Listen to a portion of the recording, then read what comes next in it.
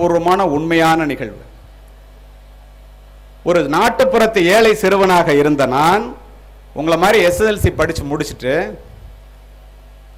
Send Joseph காலேஜில் 500க்கு 481 mark வாங்கியிருக்கேன்னு எங்கள் அப்பா அழைச்சி சேர்க்கறதுக்கு போனாங்க. கல்லூரியில் இடம் கிடைச்சிருச்சு. ஒரு நாளைக்கு 60 ரூபா ஒரு மாதத்துக்கு பணம் கட்டணும் ஹாஸ்டலுக்கு. ஹாஸ்டல் ஃபீஸ் கட்டுறதுக்கு பணம் இல்லை. எங்கள் அப்பாவால் அது முடியாதுன்னு எனக்கு தெரியும். 300 ரூபா தான் எங்கள் அப்பா மொத்தமே பணம் வச்சுருந்தாங்க. என்னுடைய நோக்கம் காக்கி உடை அணிந்த காவல்துறை அதிகாரியாக வேண்டும் என்பது. என் தந்தையினுடைய நோக்கம் வேறு. பணம் இல்லாதனால மார்க் இருந்தோம், இப்படியெல்லாம் வாய்ப்புகள் இல்லை. எத்தனை கல்லூரிகள் நல்ல மார்க் வாங்குறவங்களுக்கு வந்து நான் சொல்றது 45 வருஷத்துக்கு முன்னாடி மரங்கள் அடர்ந்த அந்த சென்ட் ஜோசப் கல்லூரியை பார்த்து கொண்டே கண்ணிலே கண்ணீருடன் வறுமையின் காரணமாக வெளியிலே சென்றவன் நான். நடந்தது என்ன தெரியுமா நண்பர்களே? எந்த சென்ட் ஜோசப் கல்லூரியிலே நான் படிப்பதற்கு எனக்கு வாய்ப்பு கிடைக்கவில்லையோ அதே சென்ட் ஜோசப் கல்லூரியிலே அப்துல் கலாம் சார் படித்த காலேஜ் லாலி ஹாலிலே 3 முறை அந்த மாவட்டத்திற்கே கண்காணிப்பாளராக ஆன பிறகு முக்கிய விருந்தினராக சென்று உரையாற்றி இருக்கின்றேன். அதோட இல்ல, காலேஜுக்கு போகும்போது எஸ்பி பங்களாவும் கலெக்டர் பங்களாவும் பக்கத்தில் இருக்கும். என்னுடைய நோக்கம் காக்கி உடை அணிந்த காவல்துறை அதிகாரியாக வேண்டும் என்பது. நீ என்ன நினைக்கிறியோ அது நடந்துரும் உங்கள்கிட்ட சொல்றேன். என்னுடைய நண்பனினுடைய நோக்கம் வேறு. கல்லூரிக்கு போகும்போது ஒரு எஸ்பிக்கு இவ்வளவு மரியாதையா? சிவப்பு விளக்கு சுழல வழியில வருகின்ற வழிகளெல்லாம் வணக்கங்கள் குவிந்து விடுகின்றது. இவ்வளவு பெரிய பங்களாவா, இவ்வளவு பொறுப்பா, இவ்வளவு பேருக்கு நல்லது செய்ய முடியுமா, நம்மளால முடியுமா என்று நினைத்து தினம் அந்த இடத்துல இருந்து அதை பார்ப்பேன். என்னுடைய நண்பனும் அந்த இடத்துல நின்று பார்ப்போம்.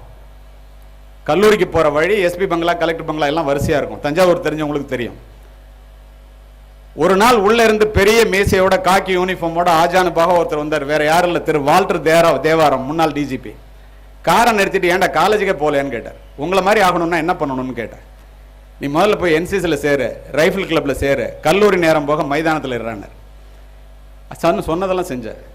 என்னுடைய நண்பன், நன்றாக கேட்டுக்கொள்ளுங்கள், ஒரு இந்து பேப்பரை வச்சுட்டு ஒரு லைன் விடாமல் படிப்பான். கல்லூரி நேரம் போக நூலகத்திலே உட்காந்துருப்பான். என்னை விட ஏழ்மையான குடும்பத்தில் இருந்து வந்தவன். சர்வீஸ் கமிஷன் எக்ஸாம் வந்துச்சு, போனோம். நான் செலெக்ஷன் ஆகிட்டேன், அவனுக்கு கிடைக்கல. காவல்துறை அதிகாரிக்கான செலெக்ஷன் எனக்கு மார்க் அதிகமாக வந்துருச்சு கிரவுண்டில், அவனுக்கு மார்க் ரிட்டனில் வந்துருச்சு. போலீஸ் ஆஃபீஸர் செலெக்ஷன் நான் போயிட்டு அவனுக்கு கிடைக்கல. அவன் கொஞ்சம் கூட கவலைப்படல. பல இடங்களிலே பணிபுரிந்து விட்டு சிறப்பு பதவி இவரை பெற்று எந்த எஸ்பி பங்களாவை பார்த்து கொண்டு நாட்டுப்புறத்து ஏழை சிறுவனாக மன்னர் சரபோஜி அரசினர் கல்லூரிக்கு சென்றேனோ அதே எஸ்பி பங்களாவிலே மாவட்ட கண்காணிப்பாளராக சிவப்பு விளக்கு சுழல மாவட்ட கண்காணிப்பாளராக குடிபுகுந்தேன். இதை எனக்காக சொல்ல, என்னுடைய நண்பனுக்காக சொல்றேன். நான் தான் வாழ்க்கையில பெருசா சாதிச்சிட்டோம்னு நினைச்சிட்டு பதவியேற்று முடித்துவிட்டு மரியாதை நிமித்தமாக மாவட்ட ஆட்சித்தலைவரை கலெக்டரை பார்ப்பதற்காக சென்றேன். மாணவர்களே, மாணவிகளே, நூலகத்திலே அதிக நேரம் படித்த என்னுடைய நண்பன் மாவட்ட கலெக்டராக அமர்ந்திருந்தார். இதெல்லாம் நடப்புங்க, நிதர்சனமான உண்மைகள். எங்களை மாதிரி ஏழை குடும்பத்தில் இந்த மாதிரி எல்லாம் அவர் சொன்னார் சிஇஓ. அப்படி சூழ்நிலைகள் இல்லாத நாட்களிலே வந்த நாங்கள் போராடி வாழ்க்கையிலே முன்னுக்கு வந்திருக்கும் போது இவ்வளவு வாய்ப்புகளை பெற்ற நீங்கள் வரிசையா சொன்னார். இந்த காலேஜில் பிளேஸ்மெண்ட்டுக்கு எவ்வளவு வாய்ப்பு இருக்குன்னு. வேலையை தேடி நாங்கள் அலைந்தோம். இன்று வேலை உங்களை தேடி அலைகிறது. அதற்கு உங்களை நீங்கள் தகுதியாக்கி கொள்ள முடியவில்லை என்றால் தவறு யாருடையது? நினைத்து பாருங்க. சரி, முயற்சின்னு சொல்றாங்களே என்ன, நம்பிக்கைன்னு சொல்றாங்களே என்ன? பேசும்போது சொன்னாரு நம்பிக்கை, முயற்சி, உழைப்புன்னு. அது என்ன நம்பிக்கை? உன்னையே நீ நம்ப கற்றுக்கொள். எப்படி தெரியுமா? ஒரு பறவை கூட மரக்கிளையிலே உட்காரும் போது கிளை முறிந்து விடுமே என்று அஞ்சுவதில்லை. காரணம், பறவை நம்பி இருப்பது தன்னுடைய சிறகுகளையே தவிர கிளைகளை அல்ல. கிளை முறிஞ்சிச்சுன்னா பறவை பறந்துரும். நீ எத்தனை தெய்வங்களின் மீது வேண்டுமானாலும் நம்பிக்கை கொள், உன் மீது உனக்கு நம்பிக்கை இல்லை என்றால் எந்த தெய்வத்தாலும் உனக்கு விமோசனம் தர முடியாது. விழுந்து கிடந்தால் சிலந்து கூட உன்னை சிறைப்பிடிக்கும். எழுந்து நடந்தால் எரிமலையும் உனக்கு வழி கொடுக்கும். முடியாது என்று நினைத்து விட்டால் மூச்சு காற்றும் நின்றுவிடும். முடியும் என்று துணிந்து விட்டால் மூளைக்குள் மின்சாரம் பிறப்பெடுக்கும். தன்னம்பிக்கை என்னும் நெருப்பு பொறியை மனித மனம் தாங்கி நின்றால் எண்ணியது எண்ணியவாறு நடக்கும். இடையூறுகள் எரிந்து சாம்பலாம். இது இயற்கை. இதை யாராலும் மாற்ற முடியாது. பிளானட் ஹாலிவுட் அப்படின்னு அமெரிக்காவில் ஒரு இடத்துல உங்க எல்லாருக்கும் தெரிஞ்சு நீங்க விரும்பின நடிகனாக இருந்த புரூஸ்லி தனக்குத்தானே தன்னுடைய நம்பிக்கையை அதிகப்படுத்திக் கொள்வதற்கு, லட்சியத்தை நிர்ணயித்துக் கொள்வதற்கு எழுதின கடிதத்தை சீக்ரெட்னு முத்திரை குத்தி போட்டு மாட்டி வச்சிருக்கான். நீங்கள்லாம் அதை படிக்கணும், இல்லைன்னா தெரிஞ்சுக்கணும். என்ன எழுதியிருக்கான் தெரியுமா? 1970 16 எழுதப்பட்ட அந்த கடிதத்திலே, நான் ஆசியாவில இருந்து $1 காசு இல்லாம அமெரிக்காவில் வந்து இறங்கியிருக்கேன். 1980 ஆசியாவிலிருந்து வந்து அமெரிக்காவில் ஜொலித்த வித்தியாசமான நடிப்பின் மூலமாக, திறமையின் மூலமாக மிகப்பெரிய நட்சத்திரமாக நான் மிளிருவேன். குறைந்தது $1 கோடி அமெரிக்க சம்பாதித்திருப்பேன் என்று அவனுக்கே அவன் கடிதம் எழுதியிருக்கான். நான் எழுதி வச்சுக்க சொல்லி சொன்னேன்ல.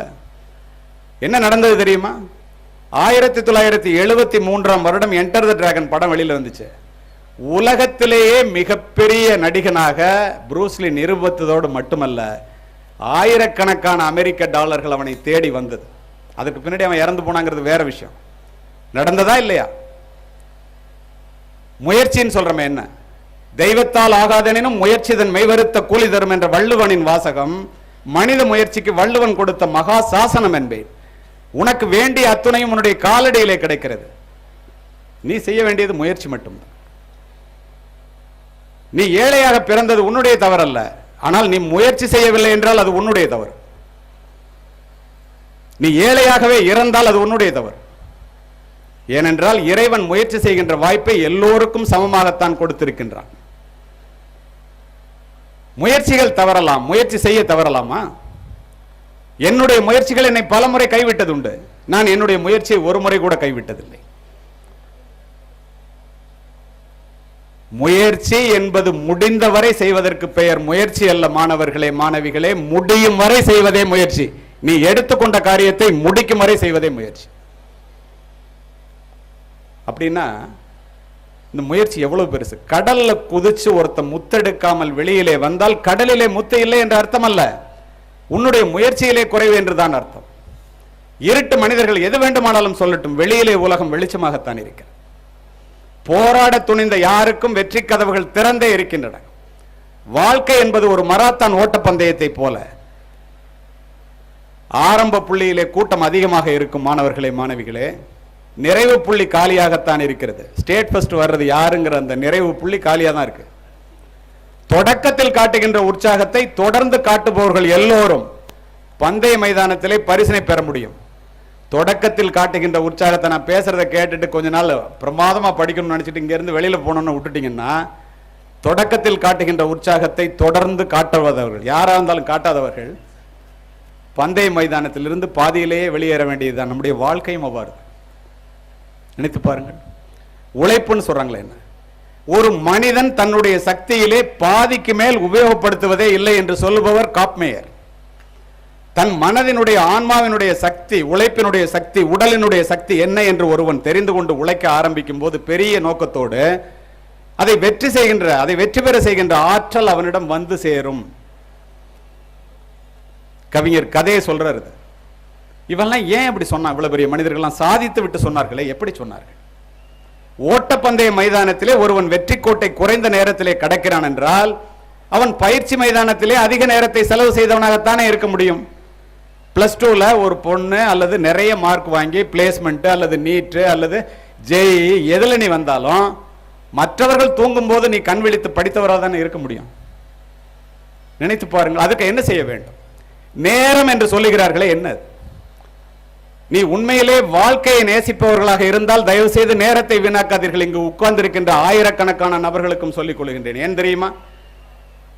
வாழ்க்கை என்பதே நேரத்தால் ஆனது. கடந்து போன காலத்தை விலை கொடுத்து வாங்கும் அளவிற்கு பணக்காரன் உலகத்திலே பிறக்கவில்லை. $1 கோடி கொடுத்து கூட 1 மணி நேரத்தை எவனாலும் வாங்கி வைக்க முடியாது. இதிலிருந்து என்ன தெரிகிறது? அமெரிக்கர்கள், இந்தியர்கள், ஜப்பானியர்கள் என்று யாரை வேண்டுமானாலும் எடுத்துக்கொள்ளுங்கள். இந்தியர்கள் கடிகாரத்தில் மணியை மட்டும் பார்க்கின்றோம். அமெரிக்கர்கள் மணியோடு சேர்த்து நிமிடத்தையும் பார்க்கின்றார்கள். ஜப்பானியர்களும் ஐரோப்பியர்களும் நிமிடத்தோடு சேர்த்து வினாடியையும் பார்க்கின்றார்கள். 3 மாசத்துக்கு முன்னாடி சுவிட்சர்லாந்து நாட்டுக்கு உரையாற்றுவதற்காக சென்றிருந்தேன். நானும் என்னுடைய மனைவியும். நேரத்துக்காக சொல்றேன். 8:03 ட்ரெயின் வரும்னு போட்டிருந்தான். நான் ஜெர்மனிக்கு போகணும். சுவிட்சர்லாந்துல இருந்து ஜூரிச் ரயில்வே ஸ்டேஷன்ல இருந்து காவல்துறை அதிகாரி நேரத்துக்கு புறப்பட்டாச்சு. மனைவியும் அழைச்சிட்டு போறோம் இல்லையா, ஒரு 2 நிமிஷம் லேட்டு. 8:05 போனேன், ட்ரெயின் இல்லை. சரி வரும்ட்டு உட்கார்ந்தேன். 10 நிமிஷம் பார்த்தேன், ட்ரெயின் வரல. என்னடா இந்த நாட்டை பற்றி இப்படி சொல்கிறாங்க, நம்ம வந்து இப்படி இருக்கே அப்படின்னு நினச்சிட்டு இருக்கும்போது அங்கேருந்து ஒரு ஆள் வந்தான். வேர் டு யூ வாண்ட் டு கோன்னு கேட்டான். ஜெர்மனின்னு. என்ன ஒரு தடவை மேலக்கில் பார்த்துட்டு ஆரியன் இண்டியன் அப்படின்னு கேட்டான். ஆரியன் ஆஷியன் கேட்டான். Yes I am an Indian. எங்கே போகணும்னா ஜெர்மனிக்குண்ணே. எப்போ வந்தீங்கண்ணா? 8:05க்குண்ணே. என்ன சொன்னேன் தெரியுமா? நேரம் அந்த ட்ரெயின் வந்து பாதி தூரம் போயிருக்கியா, 1 மணி நேரத்துக்கு 750 கிலோமீட்டர் போகிற ட்ரெயின், இனிமேல் அடுத்த ட்ரெயின் 3 மணி நேரம் தான், ஏன் நேரத்தை வீணாக்குறான்? 47,000 ரூபா போச்சு.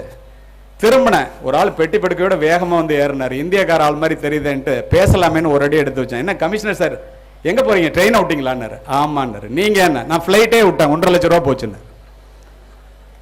இப்போ நம்ம எங்கே நிற்கிறோம் நினைத்து பாருங்கள். நான் எல்லா கல்லூரிகளிலும் சொல்லுகின்றேன், ஒரு மனிதனுடைய வாழ்க்கை 70 வயது சராசரி வயது. முதல் 30 வருடம் படிக்கிறது, கல்யாணம் பண்ணுறது, குழந்தை பெற்றுக்கிறது, பாக்கி 40 வருஷம். கடைசி 10 வருஷம் நோய் நொடி ட்ரீட்மெண்ட், பாக்கி 30 வருஷம் இடையில.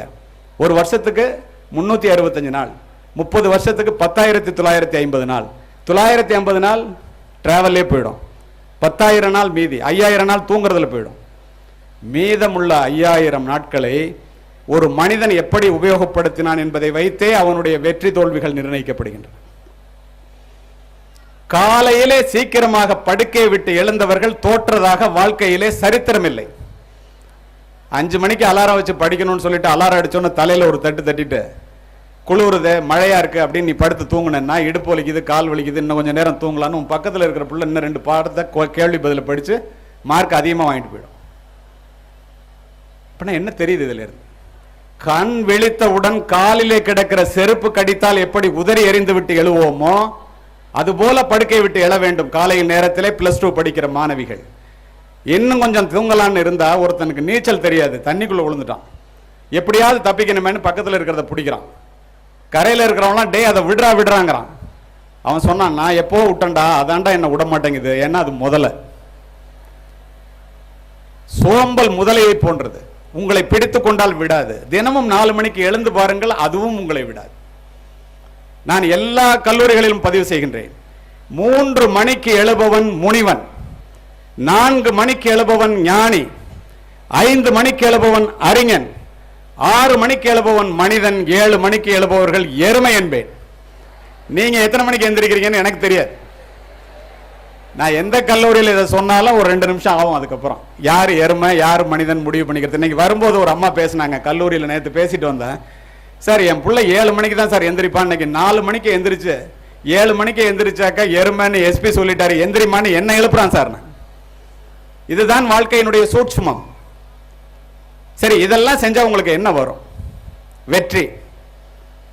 எக்காரணத்தை கொண்டும் நல்லா தெரிஞ்சுங்க, your merits are judged only by the results you have produced, not by the efforts you have taken. ஓடுகின்ற குதிரையிலே ஜெயிக்கின்ற குதிரையை பற்றி மட்டுமே பேசுகின்ற உலகம் இது. நீ நிரூபித்தால் அங்கீகரிக்கப்படுவாய், நிரூபிக்காவிட்டால் நிராகரிக்கப்படுவாய். வெற்றி பெற்றவர்களை கொண்டாடுவதும், கேக் ஊட்டுறாங்கல்ல, பேப்பர்ல போட்டோ வருதுல்ல, தோல்வி அடைந்தவர்களை கொண்டு போவதும் தான் இயற்கை. ஆனா ஒன்னு சொல்றேன் கேட்டுங்க, எக்காரணத்தை முன்னிட்டும் உன்னுடைய வெற்றி உன்னுடைய அகங்காரத்திற்கு தேனி போடக்கூடாது. ஏன் தெரியுமா? ஜெயிக்கும் வரை குதிரை வேகத்தில் ஓடுங்கள், ஜெயித்த பிறகு குதிரையை விட வேகமாக ஓடுங்கள். ஏன் தெரியுமா? to reach a particular place is difficult, to maintain the same is very very difficult. துப்பாக்கி சுடுற போட்டியில அகில இந்திய அளவுல நடந்த போட்டியில நான் 3 முறை தங்கப்பதக்கம் பெற்றவன். இதை எதுக்கு உங்ககிட்ட சொல்றேன் தெரியுமா? எனக்காக அல்ல, உங்களுக்காக, பெண்களுக்காக, ஆண்கள் உணர வேண்டும் என்பதற்காக. முயற்சிக்கு முன்னால் வருகின்ற தயக்கமும் வெற்றிக்கு பின்னால் வருகின்ற மயக்கமும் ஒரு மனிதனுடைய முன்னேற்றத்தை கெடுத்துவிடும். 10ஆவதுல நிறைய மார்க் வாங்கியிருக்கோம், நம்ம நிச்சயமா +2ல வாங்கிடுவோம் அப்படின்னு தயவு செய்து நினைச்சிடாதீங்க. அதுக்கு நானே உதாரணம். எப்படி தெரியுமா? உங்களுக்கு புரியுற மாதிரி சொல்லணும்னா இதை பதிவு பண்ண சொல்லி இங்க உள்ள ஆசிரியர்கள் சொன்ன காரணத்தினால் இதனை சொல்லுகின்றேன். இதை ஒரு பிஹைண்ட் வுட் யூடியூப்ல ஒரு பேட்டி கொடுத்தேன், உலகம் முறை வைரல் ஆயிடுச்சு. இத்தனை 1000 பேர் இருக்கின்ற இடத்திலே உங்களுடைய நம்பிக்கையை வளர்த்தெடுப்பதற்காக இதனை நான் பதிவு செய்கின்றேன். குறிப்பாக பெண்களுக்காக, மாணவிகளுக்காக. 100 கஜ தூரத்தில் டார்கெட் இருக்கும், 6 ரவுண்டு துப்பாக்கியால சுடணும். புல்லில் படிச்சா பட்டா 5 மார்க், இன்னர்ல பட்டா 3 மார்க், அவுட்டர்ல பட்டா 1 மார்க். நானும் அச்சுதன் நாயர்னு ஒருத்தர் கேரளால இருந்து வருவார், 2 பேருக்குள்ள தான் ஃபைனல் இருக்கும். 4 வருஷத்துக்கு ஒரு தடவை ஒலிம்பிக் மாதிரி நடக்கும் அகில இந்திய அளவில், காவல்துறைக்கு மட்டுமே ஆன போட்டி. ஒவ்வொரு முறையும் நான் அவரை விட ஒரு 1/2 மார்க் 1 மார்க் ஜெயிச்சிருவேன். அவரை ரொம்ப அலட்சியமாக பார்த்துட்டு போவேன். வெற்றி திமிர். அவர் பேசாமல் கீழே குடிஞ்சிட்டு போயிடுவார், திரும்பி பேசவே மாட்டார். 4வது முறையாக போகும்போது நான் கேட்டேன், அச்சுதன் நாயர் எங்கன்னு. எல்லாரும் நாக் அவுட் சிஸ்டம் அவுட் ஆயிட்டாங்க. அச்சுதன் நாயர் ரிட்டையர்ட் ஆயிட்டாரு. எனக்கு மகா மகிழ்ச்சி. நமக்கு போட்டியே இல்லை. ஒரு பொண்ணு 6 அடி உயரத்தில் ஒரு IPS ஆஃபீஸர் கேரளாலேருந்து வந்து நின்றுச்சு. அர்ச்சனான்னு பேர். 45 வருடங்களுக்கு முன்னால் ஒரு பெண் 3 முறை அகில இந்திய அளவிலே வெற்றி பெற்ற ஒரு மனிதனை தோற்கடிப்பது என்பது கனவில் கூட நடக்காத காரியம் என்று நான் நினைத்திருந்தேன். டாஸ் போடுவாங்க, எதிரியினுடைய பலம் என்ன என்று தெரிந்து கொள்வதற்காக. தெரிஞ்சுக்கிட்டு நான் பின்னாடி சொல்றேன்பாங்க. நான் அந்த பொண்ணை பயமுறுத்தணும்னு நான் நினச்சிக்கிட்டு டாஸ் எல்லாம் வேண்டாம், நான் முன்னாடி சொல்றேன். அந்த பொண்ணு இந்த மாதிரி உட்காந்துச்சு, சுடுங்கன்னுச்சு. நான் சுட்டேன். 6 ரவுண்டில் 5 ரவுண்டு புல், 1 ரவுண்டு இன்னர். அந்த பொண்ணு வந்து ஒரே மூச்சில் சுட்டுச்சுங்க. முத சுடுது அகில இந்திய போட்டியில். அதுவும் 6 ரவுண்டில் 5 ரவுண்டு புல், 1 ரவுண்டு இன்னர். நான் வியந்து போனேன். ஜட்ஜு கேட்டார், ஈக்குவல் மார்க் டாஸ் போட்டுடலாமன்னார். உங்களுக்காகவே பதிவு செய்கின்றேன், வெற்றி மமதை இருக்கக்கூடாது என்பதற்காக. நான் என்ன தெரியுமா சொன்னேன், உடனே எஸ் டாஸுக்கு. ஏன் தெரியுமா, வால்டர் தேவாரம் சொன்னாரு, அந்த துப்பாக்கி குண்டுகள் துளைத்த டார்கெட்டை பாடுறான்னார். என்னுடைய துப்பாக்கி குண்டுகள் துளைத்ததை விட அந்த பெண்ணினுடைய துப்பாக்கி குண்டுகள் துளைத்தது நெருக்கமாக இருந்தது. குரூப்பிங்னு சொல்லுவோம். எனக்கு பயம் வந்துருச்சு. டாஸ்ல எஸ்ன்னு சொன்னதுக்கு காரணம் நம்ம தோத்தா டாஸ்ல தோத்தோன்னு சொல்லிக்கலாம். அந்த பொண்ணு என்ன சொன்னிச்சு தெரியுமா, mister Kaliyamurthy, this is not a game of chance, this is a game of skill. சீட்டு குளிக்க போட்டு எடுக்கிறது இல்லடா, திறமையின் அடிப்படையில் முடிவு பண்றது. +2 பரிச்சை மாதிரி. உனக்கு தைரியம் இருந்தா வாடா திரும்ப சுடலாம். ஒத்துக்கிட்டேன். 10 ரவுண்டு கொடுத்துட்டான். திரும்ப டை ஆகிடக்கூடாது.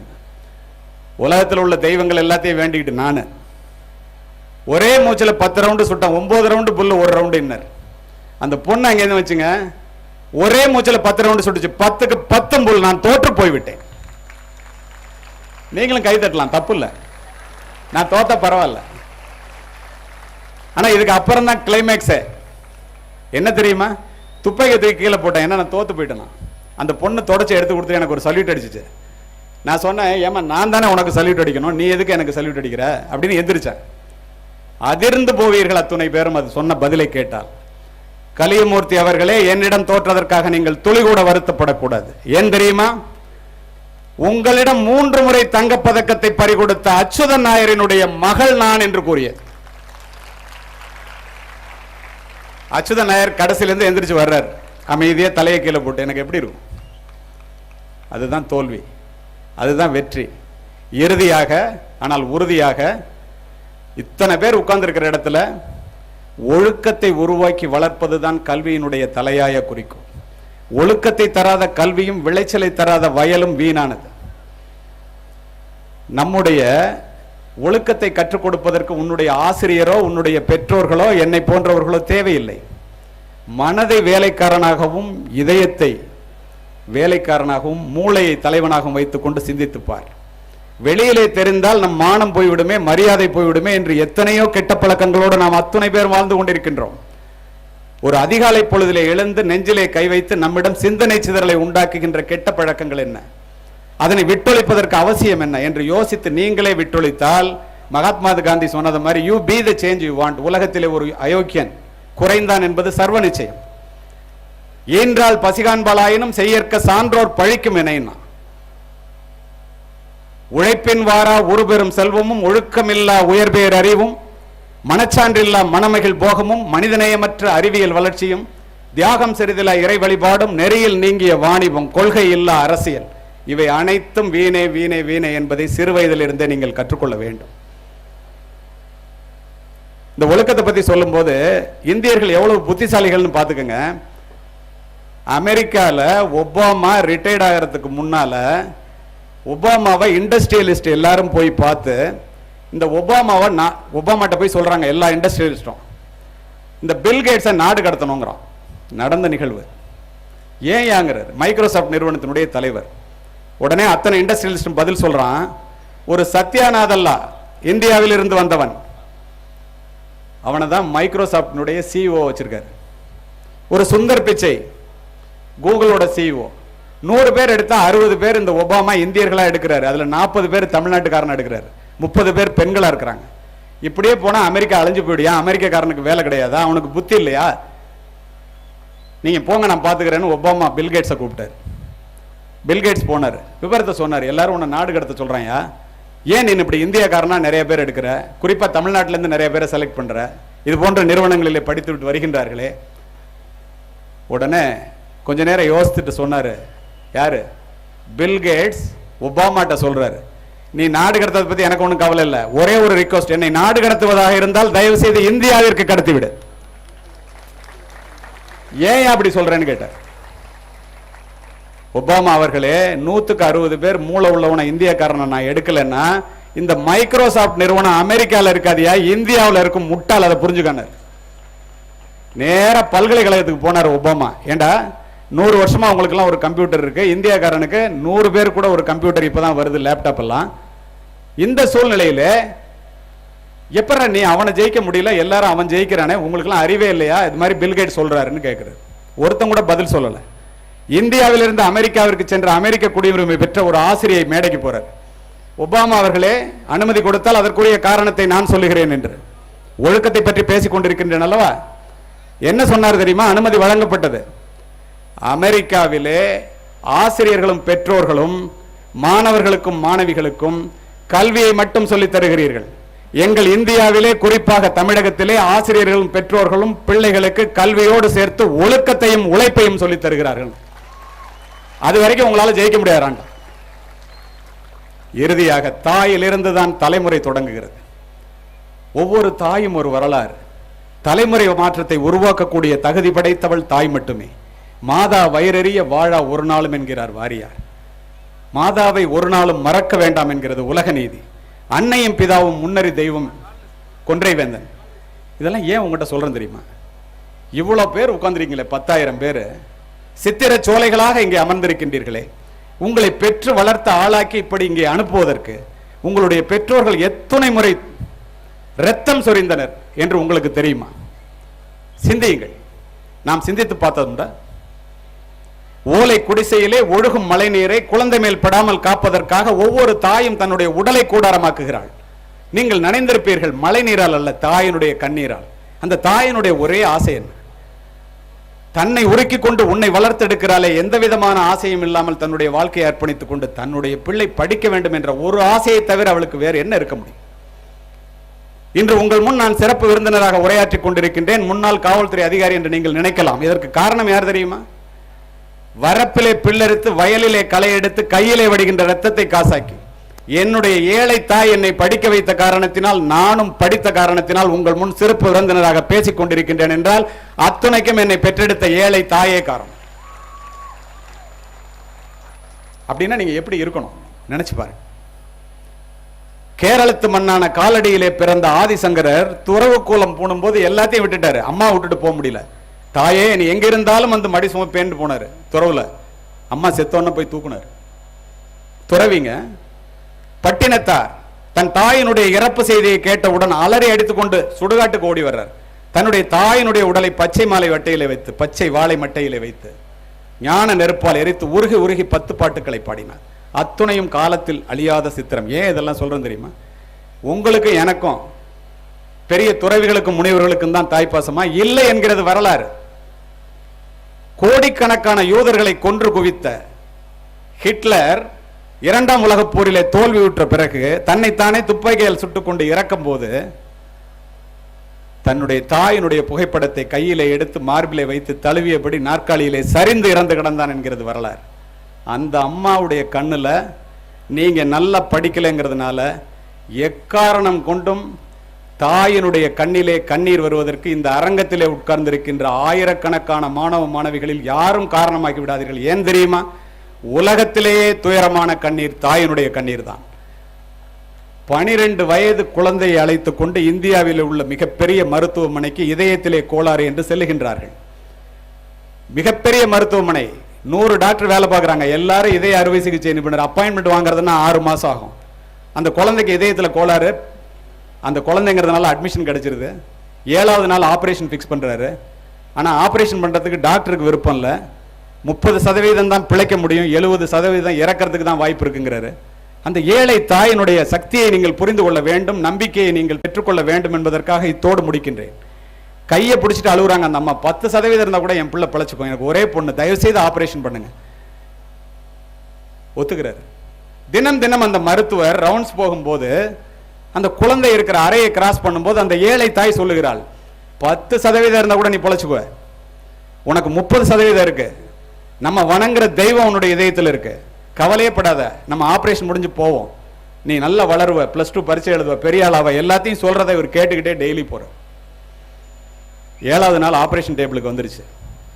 ஒரு தட்டு தட்டிட்டு ஒரு நம்பிக்கை உண்டாக்குறாரு. 5.5 மணி நேரம் ஆபரேஷன், முகத்துல கட்டிட்டு கிரீன் கோட்டோட டாக்டர்கள் புடைசூழ வந்துட்டாரு. அவருக்கு 5.5 மணி நேரத்துக்கு அப்புறம் அந்த குழந்தை உயிரோட இருக்குமா செத்துருமான்னு தெரியாது, ஏன்னா அவ்வளோ காம்ப்ளிகேஷன். 3 மாசம் தான் உயிரோட இருக்குங்கிறத முடிவு இருக்கும்போது தான் அவர் ஆபரேஷனே ஆரம்பிக்கிறார். அப்போ அந்த குழந்தைகிட்ட கேட்குறாரு, தைரியமா இருமா, நான் உன்னை எப்படி முடிஞ்ச வரைக்கும் காப்பாத்துறேங்கிறார். அந்த குழந்தை என்ன சொன்னிச்சு தெரியுமா? உங்கள் பெற்றோர்கள் சொல்லுவதை, ஆசிரியர்கள் சொல்லுவதை நீங்கள் எப்படி எடுத்துக்கொள்ள வேண்டும் தெரியுமா? இப்படி எடுத்துக்கொள்ள வேண்டும். என்ன சொன்னிச்சு தெரியுமா? ஒரே ஒரு கேள்வி டாக்டர்கிட்ட, doctor I don't have any fear but I am having a question to you. இதயத்தை அறுப்பீங்களா அப்படின்னு கேட்குறேன். அனஸ்தீசியா கொடுத்தாம அறுப்பேன், நீ பயப்படாதேங்கிற. அது என்ன சொன்னிச்சு தெரியுமா? என்னுடைய இதயத்திலே கடவுள் இருப்பதாக என்னுடைய தாய் சொன்னார். நீங்கள் இதயத்தை அறுக்கும் போது கடவுளுக்கு காயம்பட்டு விடாமல் பார்த்துக் கொள்ளுங்கள். நான் கடவுளை பார்த்ததில்லை, ஆபரேஷன் முடிஞ்சு பொழைச்சுக்குவேன், கடவுள் எப்படி இருக்காருன்னு கேட்பேன், நீங்க சொல்லணும். இப்ப நடந்ததுங்க, நடந்த சம்பவம். அதிர்ந்து போறார் டாக்டர். ஆபரேஷன் ஸ்டார்ட் ஆகி 50வது நிமிடத்திலே இதயத்திற்கு வருகின்ற இரத்த குழாய்கள் அத்துணையும் அடைபட்டு போய் குழந்தையினுடைய இதய துடிப்பு முற்றிலுமாக நின்று போய் குழந்தை இறந்து விடுகிறது. இறந்துருச்சுன்னு பார்த்தோன்னே பதறார் அந்த டாக்டர். நம்முடைய உழைப்பு, அனுபவம் எல்லாம் போயிடுச்சு. பாடியை க்ளோஸ் பண்ணி அப்பா அம்மாட்ட கொடுங்கன்னு சொல்லும் போது அவருக்கு ஒரு ஞாபகம் வருது, இந்த தாய் இப்படி நம்பிக்கை விதைகளை விதைத்தாலே, இந்த குழந்தை அதை முழுமையாக நம்பியதை, அதற்காகவாவது பிழைத்திருக்க வேண்டாமா என்று நினைத்து ஒரு அடி எடுத்து வைக்கிறாருங்க. பக்கத்தில் இருக்கிற லேடி டாக்டர் ஒரு தட்டு தட்டி, doctor blood is coming to the heart is functioning அப்படின்னு பதறி போய், இது மாதிரி நீங்க எல்லாம் பாத்துறீங்களாங்கிறாரு. நாங்க யாரும் பார்த்தது இல்லைங்கிறாங்க. அத்தனை பேரும் சர்ஜன் அவசர அவசரமா எல்லா மிஷினையும் ஆபரேட் பண்றாங்க. 5.5 மணி நேரம் ஆபரேஷன், குழந்தை பிழைச்சுக்குது. 65 வயசு வரைக்கும் உயிரோட இருக்குன்னு சர்டிஃபை பண்றாரு. 7வது நாள் குழந்தையை பார்க்க போனோம். என்னையா கடவுள் எப்படி இருக்காருன்னு கேட்குமே அந்த குழந்தை. நான் என்ன பதில் சொல்றதுன்னு அங்க இருக்கிற டாக்டர் எல்லாம் கேட்கிறாரு. ஒவ்வொருத்தரும் ஒவ்வொன்று சொல்றான். ஒரு முடிவோட போறாரு. அந்த குழந்தை டாக்டரோட காலை கட்டிக்கிட்டு, டாக்டர் நான் சொன்ன பாத்தீங்களா பொழைச்சுக்குவேன்ட்டு, கடவுளை பாத்தீங்களா? கடவுளை பார்த்தேன். கடவுள் எப்படி இருந்தாருன்னு கேக்குது. கடவுள் இப்படித்தான் இருந்தார் என்று பின்னால் கையை காண்பித்துக் கொண்டு டாக்டர் நகர்ந்து கொண்டார். மாணவர்களே, மாணவிகளே, என்ன நடந்தது தெரியுமா? அவர் கை காண்பித்த இடத்திலே அந்த ஏழை தாய் நின்று கொண்டிருந்தாள். இதுதான் தாயினுடைய பாசம். உடனே நோட் எடுத்து எழுதுறாரு, இந்த குழந்தை பிழைத்ததற்கு காரணம் நான் இல்லை. என்ன காரணம் தெரியுமா? இந்த குழந்தை பிழைத்ததற்கு காரணம் இந்த ஏழை தாயை, அவள் ஊட்டிய நம்பிக்கையை, அதை அந்த பெண் முழுமையாக நம்பியதுதான் காரணம். இறப்பினுடைய விளிம்பை தொடுகின்ற பிள்ளைகளை கூட பிழைக்க வைக்கின்ற தாய்மார்களை பெற்றிருக்கின்றீர்கள். நீங்கள் 168 பயணிகளை அழைத்துக் கொண்டு ஒரு விமானம் மத்தியதரை கடலிலே பறக்கிறது.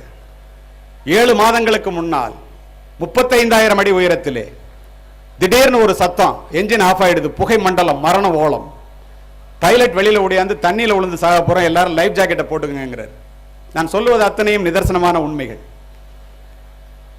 எப்படி இருக்கும்? மயான அமைதி. 20,000 அடி 10,000 அடி இறங்கிட்டே வருது, புவியீர்ப்பு விசையில எந்த விதமான சக்தியும் இல்லாமல். 168 பயணிகள் உள்ளே அமர்ந்திருக்கின்றார்கள். உள்ள இருக்கிற கோ பைலட், துணை விமானி மட்டும் அதை ஆன் பண்ணிக்கிட்டே இருக்கான். என்ஜினியர் என்ஜின் ஆன் பண்ணும்போது லைட் எரியுது, வெளியில ஓடியான்னு சொல்றான். பைலட் ஓடி போய் உட்காந்து ஸ்டார்ட் பண்றாரு, என்ஜின் ஸ்டார்ட் ஆயிடுது.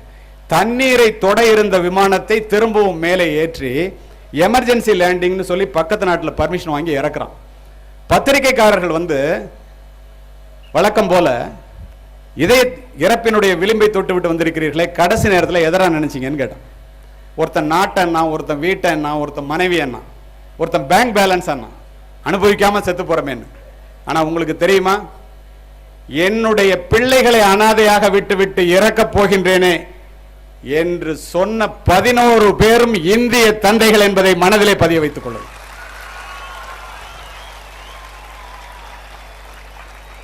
அப்பாவிடம் ஒட்டிக் கொள்வோம்.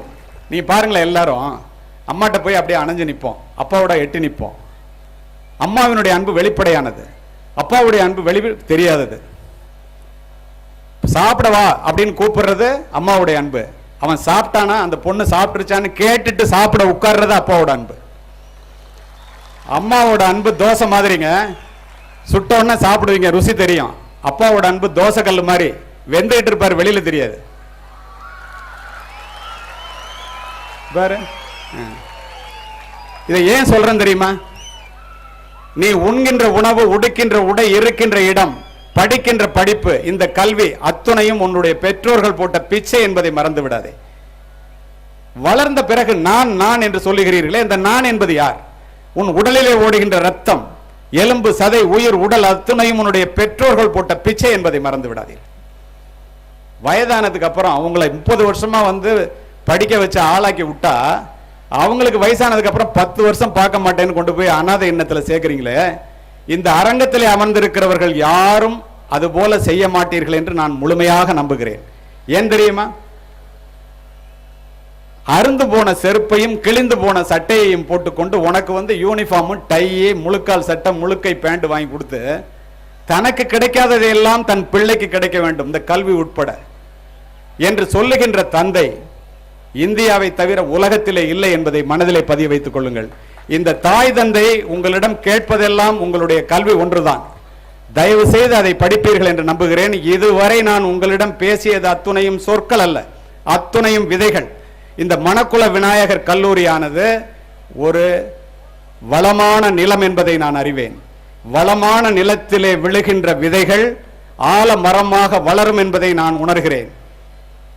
விதைத்தவன் உறங்கினாலும் விதைகள் உறங்குவதில்லை. நீங்கள் எல்லோரும் எல்லாமும் பெற வேண்டும். உங்களிடத்தில் இல்லாத நிலை வேண்டும். பிறப்பு ஒரு சம்பவமாக இருக்கலாம், இறப்பு ஒரு சரித்திரமாக இருக்க வேண்டும். அமைதி காத்த 1000 பேருக்கும் நன்றி, வணக்கம். உங்கள் குறிக்கோளான பேச்சிற்கு மிக்க நன்றி.